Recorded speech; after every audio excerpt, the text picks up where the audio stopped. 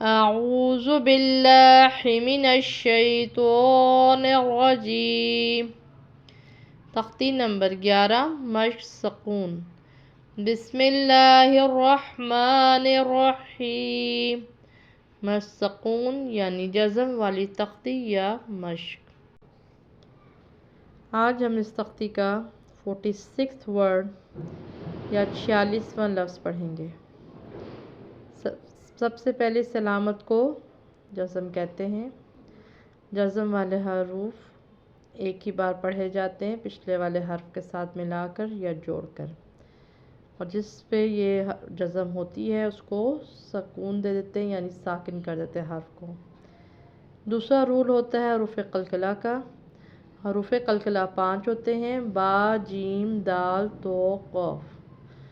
اب اگر ان حروف میں سے کوئی حرف ہو اور اس کے اوپر جزم آئے تو ہم نے اس کو قلقلہ کر کے پڑھنا ہوتا ہے۔ قلقلہ کر کے پڑھنے کا مطلب ہوتا ہے اس کو تھوڑا سا ہلا کے یا جنبش دے کے پڑھا جائے۔ اس کا بھی ایک طریقہ ہے، مگر یہاں پر ہم اس کو زیادہ ڈسکس اس لیے نہیں کر رہے کیونکہ ہمارا یہاں پر جو لفظ ساکن ہو رہا ہے وہ ان حروف میں سے نہیں ہے۔ اب اس بات کو یہ سمجھنے کی ضرورت ہے کہ صرف ہم نے 5 جو حروف ہیں ان کو قلقلہ کرنا ہے یعنی ہلا کے پڑھنا ہے، اور باقی سب حروف کو ہم نے اس سے بچا کے پڑھنا ہے یعنی قلقلہ ہونے سے بچانا ہے۔ تو یہاں پر ہمارے پاس جو حرف ہے وہ ہے غین۔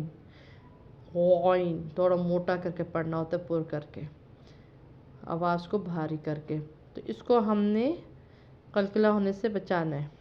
یا سیدھا پیش غین ساکن یو، نون پڑی زیر یا ساکن نی، یو نی۔ اب یہاں پر نون کے نیچے زیر ہے، آگے یا ساکن ہے، تو اس کو ایک الف کے برابر لمبا کر کے پڑھیں گے۔ رول ہے حروف مدہ میں کہ زیر ہو حرف کے نیچے اور اگلا حرف جو ہے یا ساکن ہو تو پھر اس کو ایک الف کے برابر لمبا کر کے یا کھینچ کے پڑھتے ہیں۔ اس لیے سے ہم پڑھیں گے یو نی۔